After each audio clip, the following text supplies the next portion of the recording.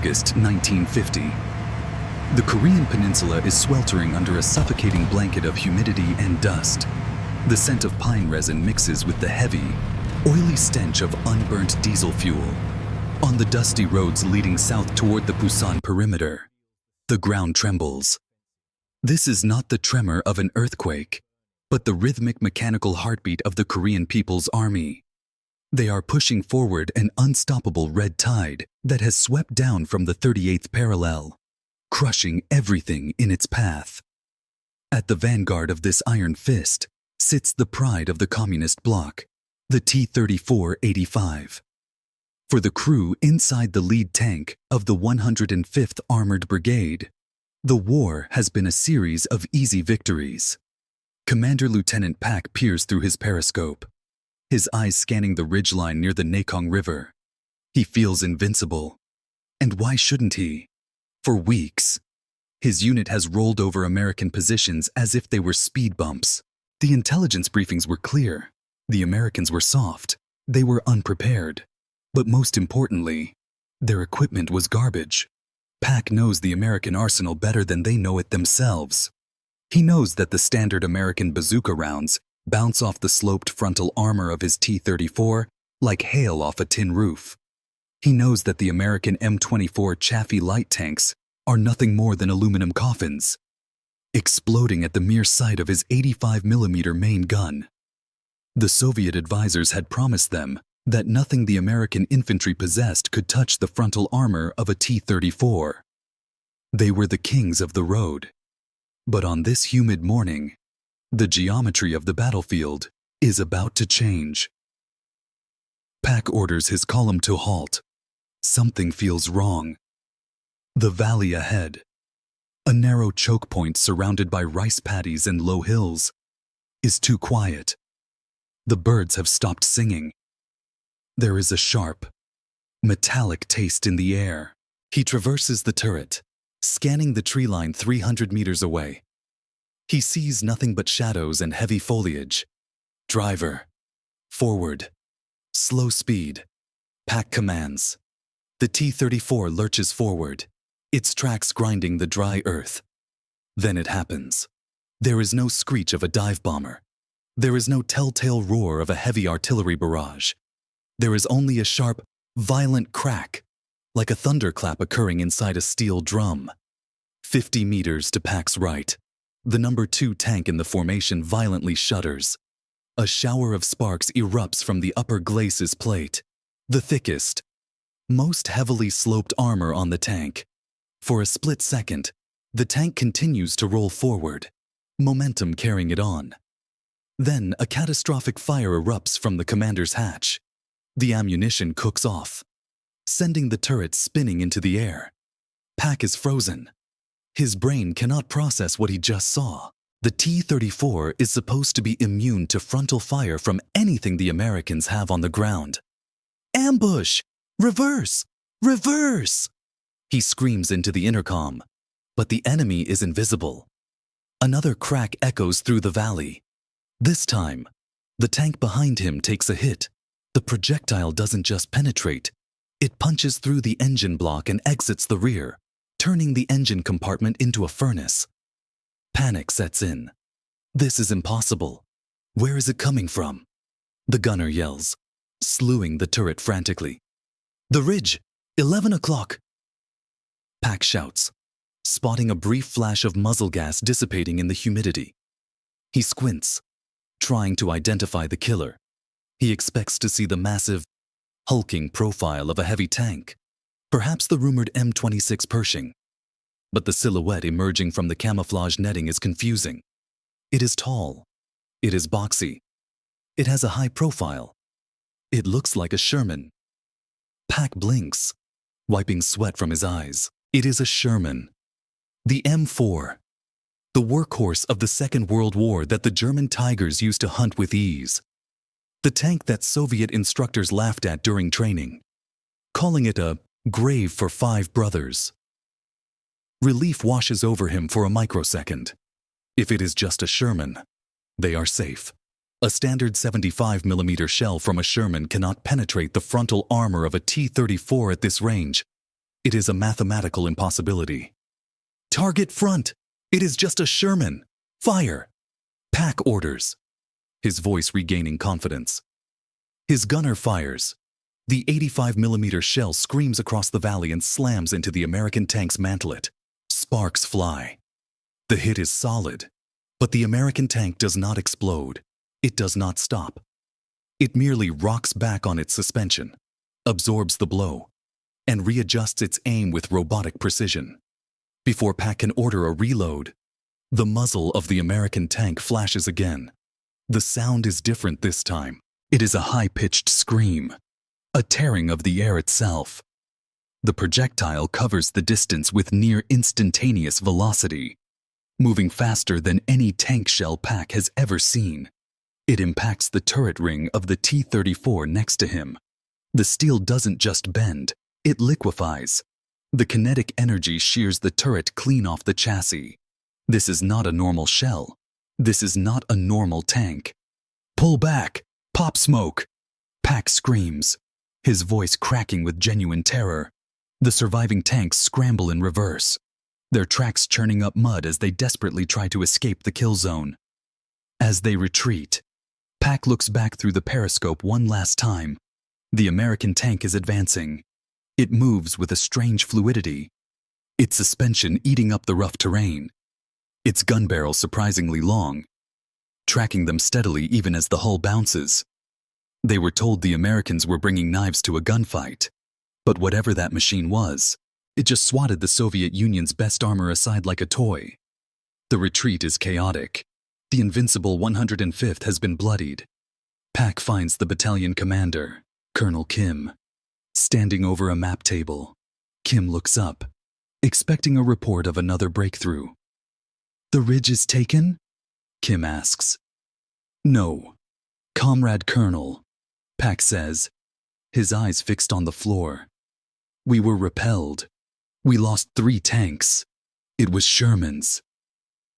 Kim stares at him for a long moment, then lets out an incredulous laugh. "Sherman's? You let yourself be beaten by obsolete relics? The T-34 is superior in every way." "It was not normal, Comrade Colonel," Pack insists. "The rounds bounced, but they hit us from 800 meters. 1 shot, 1 kill. The projectile. It was too fast. It was like a streak of lightning." Kim narrows his eyes. He is a veteran of the Manchurian campaigns. He knows men panic, but he also knows the sound of genuine fear. He knows the Americans are desperate, rushing everything they have to the Pusan perimeter. Is it possible they have deployed a new weapon? A secret modification? Or is his tank commander hallucinating? "Get the recovery vehicle," Kim orders. "We are going to the front. I want to see these super Shermans for myself. And if I find out you fled from a standard M4, you will be shot for desertion." They move out under the cover of dusk. They reach the burning hulk of the lead tank. Kim jumps down and shines a flashlight on the entry wound. He stops. He runs his gloved finger over the hole. It is small, surprisingly small, but it is punched through 4 inches of sloped, hardened steel as if it were paper. There are no jagged edges. It is a clean, surgical puncture. "What could do this?" Kim whispers to himself. "This isn't just a bigger gun. This is something else entirely." Kim realizes the math of the war has changed. Standard American armor-piercing rounds rely on mass. But this hole suggests a different principle. He measures the diameter, 76 millimeters. The math doesn't add up. A standard American 76mm shell shouldn't be able to do this at this range. The psychological impact is already spreading through the ranks. The tank crews, men who walked with the swagger of conquerors just yesterday, are now whispering about ghost tanks. If Kim cannot explain this, morale will collapse. A tank crew that doesn't trust its armor is a defeated crew. The next morning, the mystery deepens. Kim orders a recon squad to the ridgeline. Corporal Lee, a sharp-eyed scout, raises his binoculars. Below, he sees them. 5 tanks. They are unmistakably Shermans. The high, boxy hull is iconic, but the details are wrong. These Shermans look wider. The tracks are broader, sitting heavier on the ground. The suspension is different. The old Shermans bounced on vertical springs. A rocky ride. These tanks sit on a horizontal spring system that hugs the terrain. And the gun, it is long, much longer than the stubby 75mm guns of the past.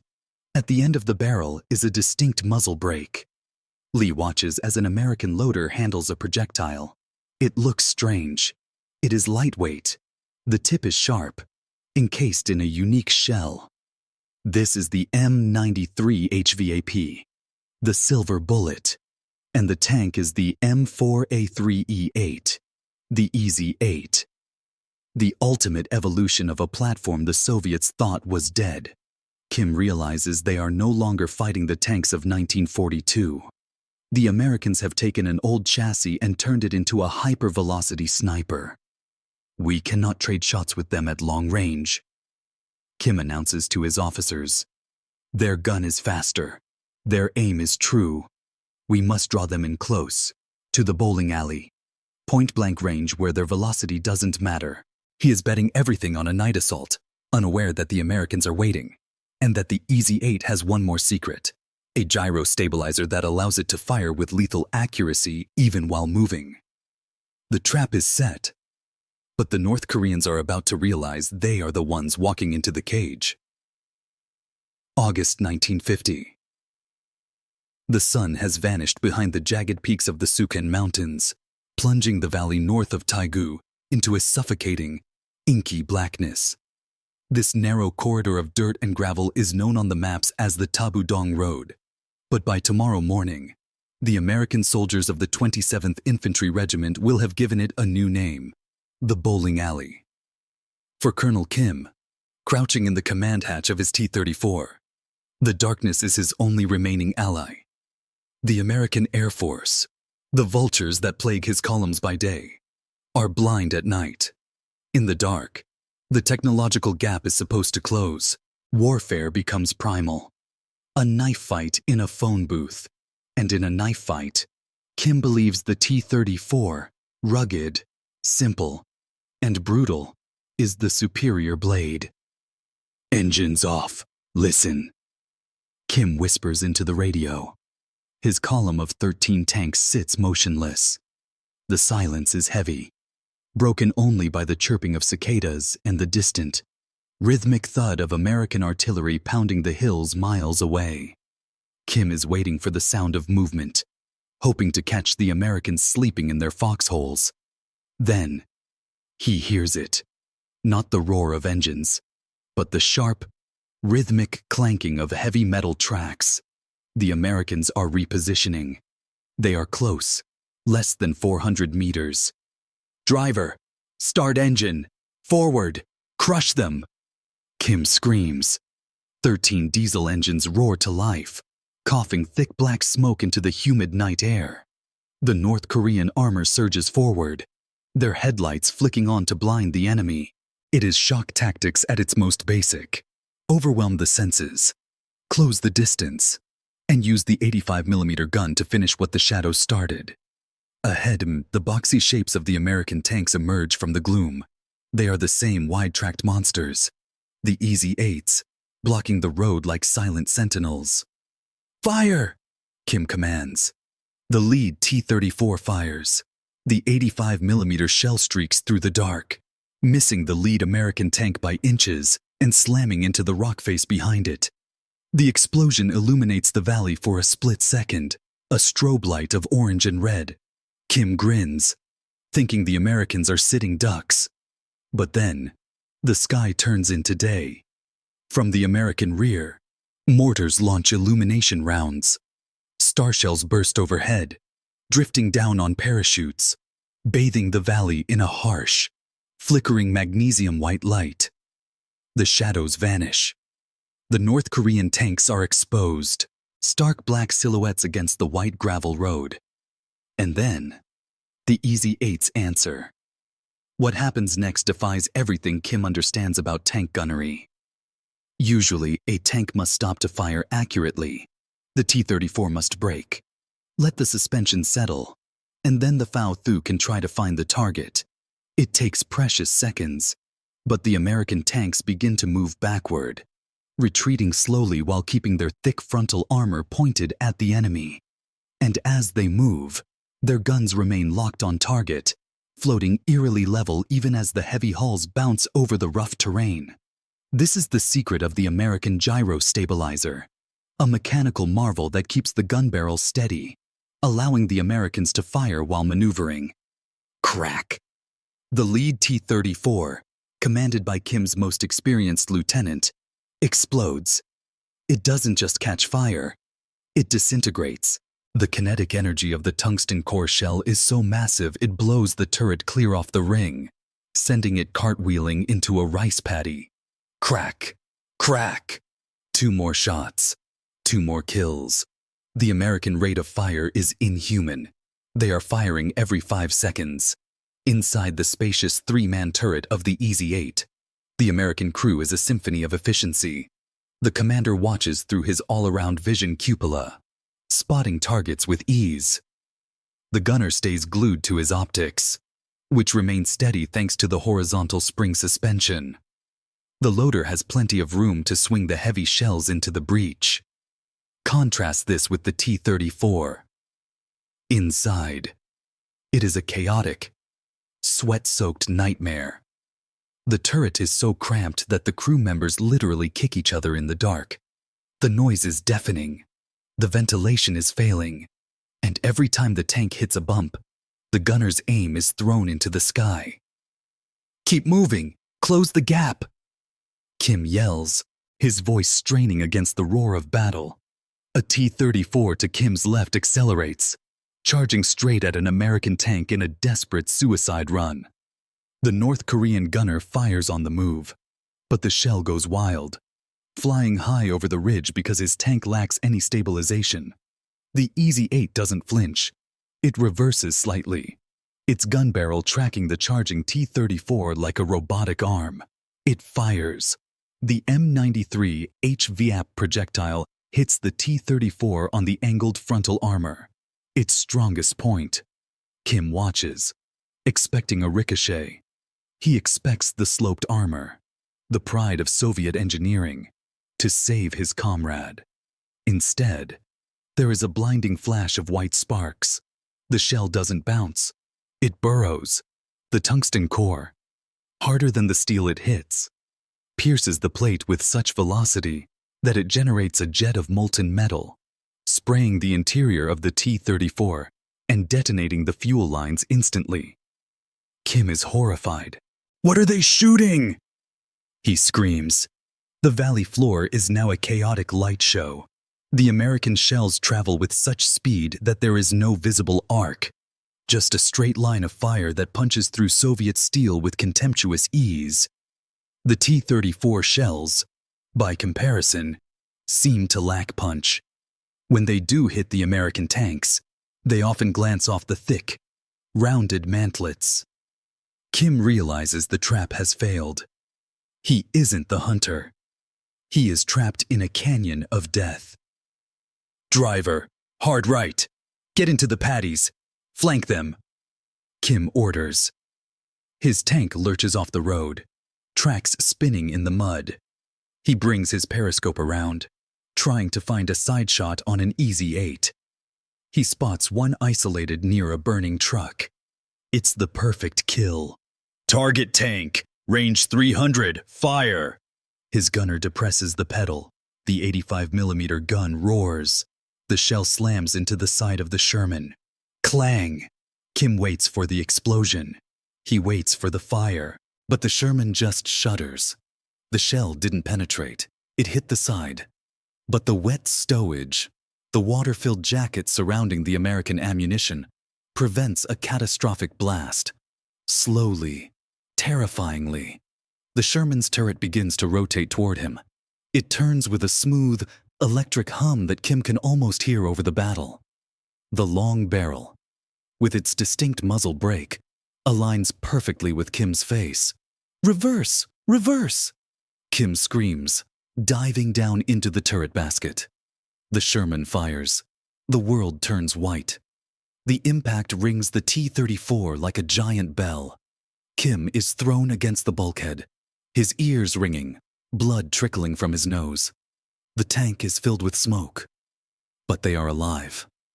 The shell hit the turret cheek at an extreme angle and ricocheted. "Bail out! Bail out!" The driver screams. Kim scrambles out of the hatch, tumbling into the wet mud. He looks back. His tank is dead. The tracks are shattered by the sheer force of the impact. He crawls through the muck, watching as the Easy Eights dismantle his battalion piece by piece. They fight with a mechanical precision that is terrifying. They don't miss. They don't stop. They don't break. From the safety of a drainage ditch, Kim watches the final tank of his unit try to run. An American shell catches it in the rear engine deck, and it erupts into a fireball that lights up the entire valley. Silence slowly returns to the bowling alley. The only sound is the crackle of burning diesel. Kim lies in the mud, humiliated. The T-34, the weapon that defeated the Nazis, has been turned into scrap metal by a tank that was supposed to be obsolete. He pulls a piece of shrapnel from his flak jacket. It is a fragment of the American shell. It is incredibly dense, heavier than any steel he has ever touched. He realizes the Americans haven't just brought a better tank. They have brought a technological leap that turned the hunter into the prey. They have the silver bullet, and they have the machine to deliver it with robotic perfection. The myth of Soviet invincibility has been buried in the mud of the Nakong River. The dawn of September 1950 brings no comfort to Colonel Kim. He sits in a dim interrogation room at the forward command post, not as a captor, but as a man demanding answers from his own intelligence officers. On the scarred metal table between them sits the physical evidence of their failure, the jagged, heavy fragment of the shell that killed his tank. A senior munitions expert from the Soviet advisory group picks up the fragment with a gloved hand. He weighs it, then attempts to scratch the surface with a hardened steel file. The file slips, leaving not even a mark. "It is not steel," the expert says, his voice hushed with a mixture of professional respect and dread. "This core, it is tungsten carbide." Kim stares at him, his mind racing. "Tungsten? That is a strategic metal. It is incredibly rare. You are telling me the Americans are shooting precious metal at our tanks?" "They call it HVAP." The expert explains, placing a technical diagram on the table. "High velocity armor piercing. The designation is M93. This is the first piece of the puzzle. The mystery of the lightning-fast shells is solved. Standard tank shells of the era are heavy slugs of solid steel, relying on mass to smash through armor. But the M93 is a revolution in metallurgy. It consists of a dense, pencil-thin core of tungsten, wrapped in a lightweight aluminum body. Because the total projectile is lighter than a standard shell, the gunpowder charge throws it out of the 76mm barrel at screaming speeds, over 1,000 meters per second. Kim realizes why his gunners couldn't see the tracer. There was no arc. At combat ranges, the M93 flies almost perfectly flat. It doesn't just hit the T-34, it pierces it. The kinetic energy concentrated on that tiny, super hard tungsten tip generates enough heat to liquefy the steel armor plate upon impact, spraying molten metal into the crew compartment. "So they have a magic bullet," Kim mutters. "But what about the tank itself? It moved differently. It glided over the mud while we struggled for traction." The intelligence officer pulls out a captured American manual, stamped restricted. He opens it to a schematic of a tank labeled M4A3E8. They call it the Easy 8. "Colonel, it looks like a Sherman, but underneath the skin, it is a completely different machine." This is the second reveal. The North Koreans had been briefed to fight the M4 of 1942, the narrow-tracked, bouncy tank that struggled in the mud of Europe. But the Easy-8 was the ultimate evolution of the platform. The officer points to the suspension system in the diagram. Look here. This is HVSS, horizontal volute spring suspension. Kim leans in. The diagram shows a complex system of shock absorbers and horizontal springs that allow the road wheels to move independently, soaking up the rough Korean terrain. This system allowed the Americans to mount tracks that are 23 inches wide, nearly 7 inches wider than the old models. It spreads the weight, lowering the ground pressure. The pieces fall into place for Kim. That is why they didn't sink in the rice paddies. But more importantly, the smooth ride provided by the HVSS acted as a natural foundation for their gunnery. While the T-34 bounced and bucked violently over every rock, throwing the gunner's aim into the dirt, the Easy-8 glided. The American gunners weren't superhuman. They were simply riding in a precision instrument, while Kim's men were riding in a tractor. "And what of the fire?" Kim asks. "We hit them. I saw the sparks. Why didn't they burn? The Sherman is famous for exploding." "Wet stowage," the officer replies, tapping the hull diagram. "The ammunition racks are surrounded by jackets filled with a mixture of water and glycerin. If our shell penetrates the rack, the liquid floods the bin and extinguishes the fire before the propellant can detonate. They fixed the floor. Colonel, they fixed the flaw years ago."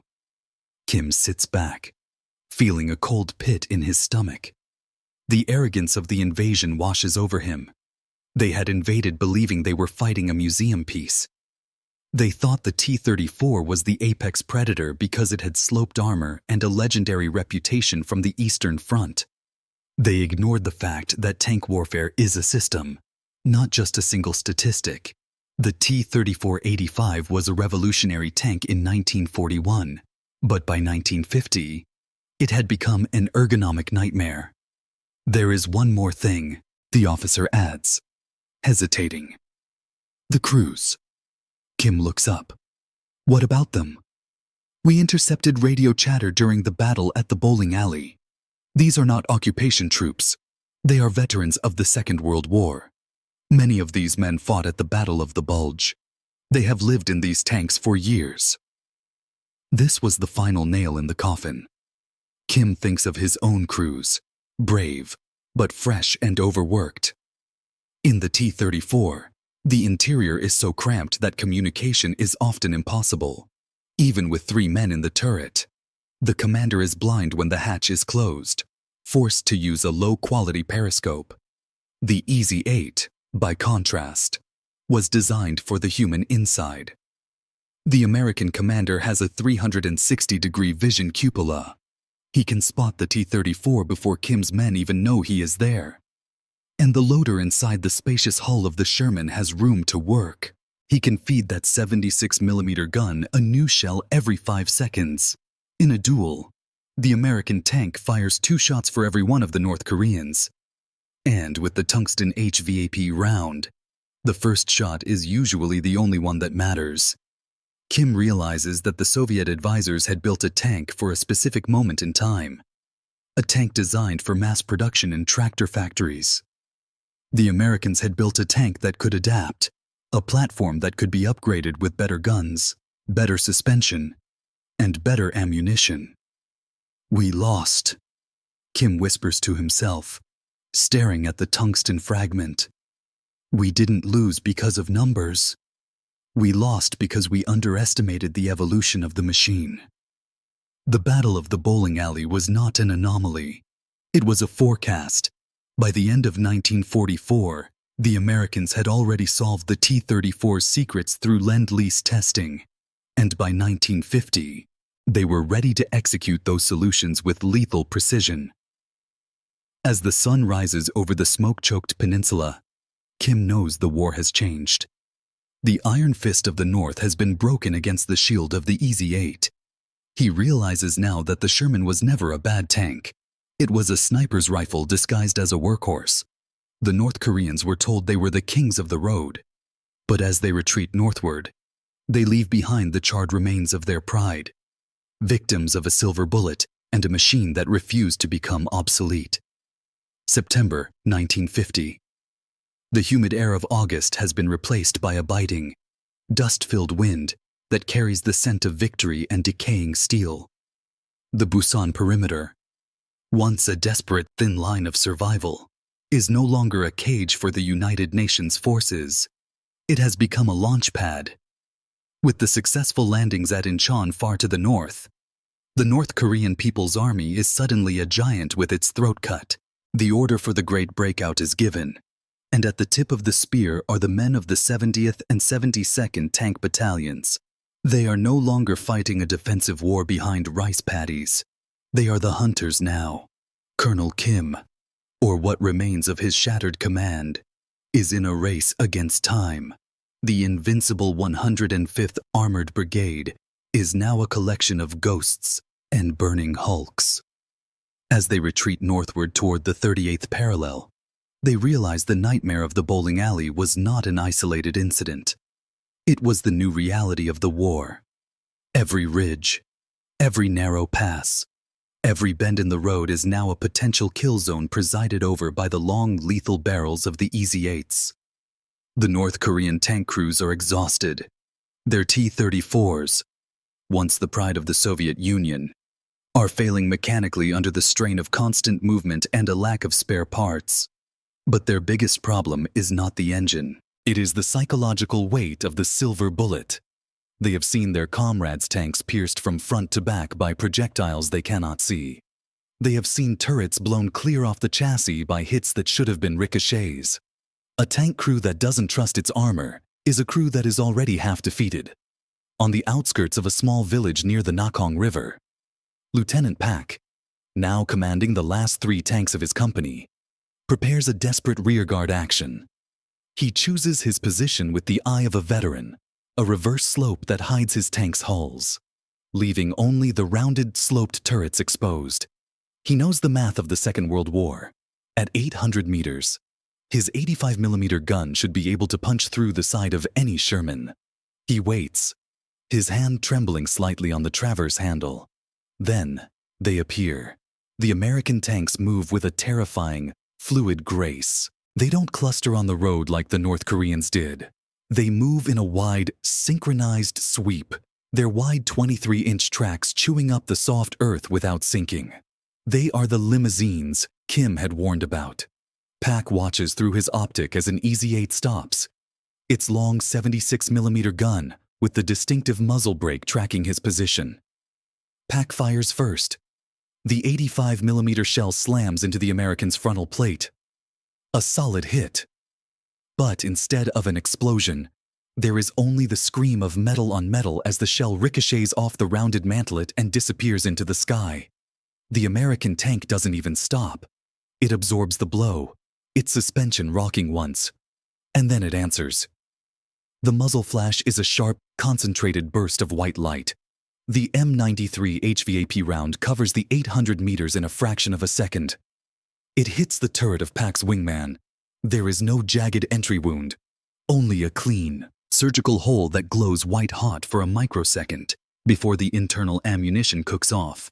The second T-34 is gone before the sound of the shot even reaches Pak's ears. "Target the lead tank! Fire! Fire!" Pak screams, but his loader is struggling. In the cramped, smoke-filled interior of the T-34, the loader has to wrestle a heavy shell from an awkward floor bin while the tank is tilted on the slope. Every second is an eternity. Meanwhile, inside the spacious hull of the Easy-8, the American loader, a veteran from the European theater, swings a fresh shell into the breach with the rhythmic precision of a factory machine. 5 seconds. That is the time it takes for the American to fire again. The second shot hits Pak's own tank, not on the armor, but on the drive sprocket. The track shatters, the metal links flailing like a broken whip. The T-34 is immobilized, a sitting duck in a field of fire. Pak realizes the true horror of the Easy-8. It is not just the gun or the bullet. It is the ergonomics of the kill. The American commander, sitting high in his all-around vision cupola, sees everything. He sees Pak's tank trying to traverse its turret. He sees the loader's movements through the open hatch.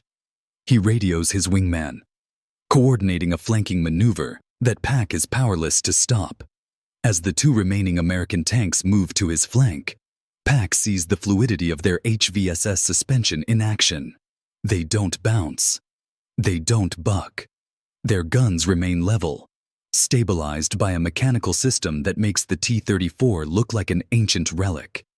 The final blow comes from the side. A tungsten-core round punches through the thin side armor of Pak's tank. Entering the fuel cell, the explosion is instantaneous. Pak is thrown from the hatch, his uniform on fire, tumbling into the dirt as his tank becomes a funeral pyre. He lies in the grass, watching as the Easy 8s continue their advance, relentless, mechanical, and indifferent. The breakout becomes a rout.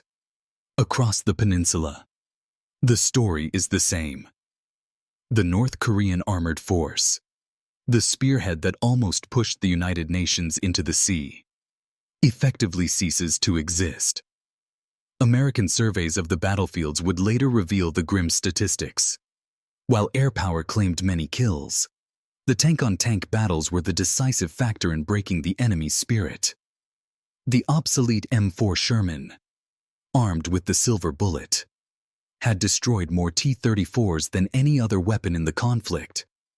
It was more reliable than the heavy Pershings, more mobile than the Pattons, and more lethal than the Soviet Myth. At the forward command post of the 8th Army, American officers examine the captured T-34s. They find the interiors covered in Soviet propaganda posters promising invincibility. They find the bodies of young men who believed those posters, only to find that their armor was paper against the science of the Easy 8. One colonel picks up a spent M93 casing. He looks at the narrow, burnt neck of the shell. "They thought they were fighting a ghost," he says to his aide. "But they were just fighting a better system." The North Koreans had built a tank for a moment in 1941. The Americans had built a tank that could evolve into 1950 and beyond. As the sun sets over the charred remains of the 105th Armored Brigade, the mystery of the Nakong River is no longer a mystery. There were no ghosts, and there were no lasers. There was only a group of veteran tankers sitting in a wide-tracked, smooth-riding, rapid-firing machine, loaded with the most advanced metallurgy on the planet. They waited for the enemy to make the mistake of believing their own lies. And when the enemy did, the Easy 8 was there to collect the debt in tungsten and fire. The myth of the T-34 is dead. The legend of the Easy 8 is born. The thunder of the 76mm guns eventually faded into the cold mountain air, leaving behind a peninsula scarred by treads and littered with the rusted carcasses of the great iron beasts. By the time the armistice was signed in 1953, the valley of the bowling alley and the banks of the Nakong River had become open-air museums of a shattered myth. The T-34-85, the machine that had clawed its way through the ruins of Berlin and stood as the ultimate symbol of Soviet industrial might, lay silent. For the world, the war in Korea was a stalemate. But for the engineers in Moscow and the tacticians in Washington, the results were as clear as a surgical strike. The myth of Soviet invincibility hadn't just been challenged. It had been dismantled by a machine that the world had written off as a relic. In the years following the war, Soviet military advisors conducted a grim post-mortem of the armored battles. They studied the entry wounds on the recovered T-34s, those small, clean, terrifying punctures made by the tungsten-core silver bullets. They realized that their reliance on sloped armor and raw numbers had hit a wall of Western metallurgy and engineering. The shock was systemic. Moscow realized that a tank could no longer survive on the reputation of 1945. The era of the T-34 was over, and a frantic race began to develop the T-54 and T-55 in machines designed specifically to counter the high-velocity threat they had encountered in the hills of Korea. But the lesson of the Easy 8 went deeper than just armor and guns. It was a lesson in the philosophy of war. The T-34 was a tank designed for a moment in time, a disposable weapon built in tractor factories to be manned by conscripts who were expected to survive only a few weeks of combat. It was a machine of mass, not of refinement. The Sherman, on the other hand, was a platform. It was a mechanical ecosystem designed to evolve. The M4A3E8 was the ultimate proof that a well-designed chassis could adapt to the future. While the T-34's growth had hit a dead end due to its cramped interior and limited turret ring, the Sherman absorbed new suspension systems, larger guns, and advanced optics with ease. This modularity is what allowed the obsolete Sherman to continue fighting long after its contemporaries had been turned into scrap. In the decades that followed, the legacy of the EZ-8 would reappear in the deserts of the Middle East. The Israelis, facing the same Soviet armor that had terrorized Korea, took the Sherman platform even further, creating the Super Sherman. They mounted even larger guns and more advanced sights, proving once again that a tank designed with ergonomics and adaptability in mind could defeat machines 20 years its junior.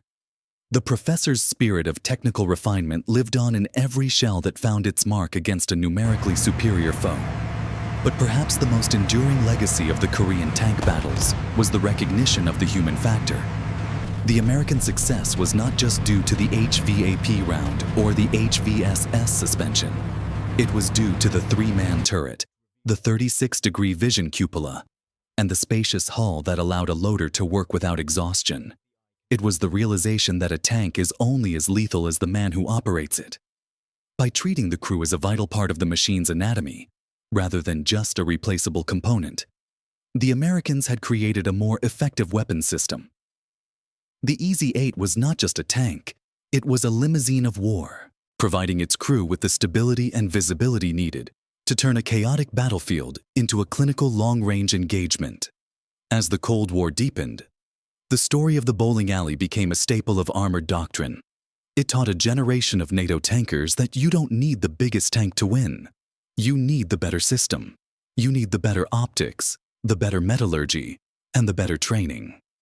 The ghosts of the Nakong River served as a constant reminder to the Soviet Union that their red tide of armor could be broken by a disciplined defense and a high-velocity sting.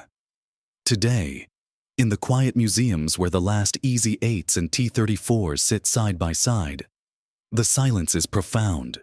You can see the difference just by looking at them. The T-34, low, aggressive, and cramped, a monument to the brutal necessity of the Eastern Front. The EZ-8, tall, boxy, and refined, a monument to the American belief in technical evolution and crew survival. One was built to be a hammer. The other was built to be a surgeon's blade. To the veterans who survived those sweltering days in 1950, the Sherman was more than just steel and tracks. It was the machine that brought them home. It was the tank that absorbed the hits that should have killed them. It was the guardian that turned the tide when the world thought the Pusan perimeter was about to collapse. The mystery of the Nakong River was never a mystery of magic or ghosts. It was a mystery of excellence. It was the story of how a group of men, armed with a WWII workhorse and a tungsten-core secret, stood their ground against the most feared tank in history and won. As the sun sets on the hills of Tabudong, the shadows of the burning hulls have long since faded. The rice paddies are green again, and the roads are quiet.